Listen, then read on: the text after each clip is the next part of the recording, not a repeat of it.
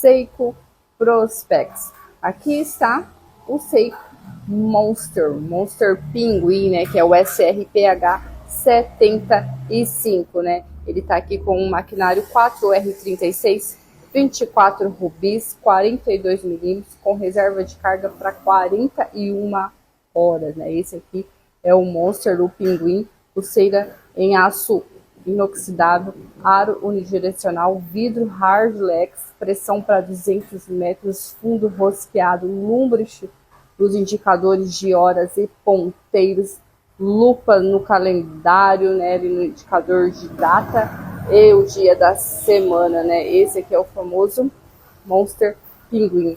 Olha, conhecendo aqui todo esse acabamento dele, perfeito, coroa rosqueada no abaixo das 4 horas, pulseira inoxidável, ele está perfeito e sensacional.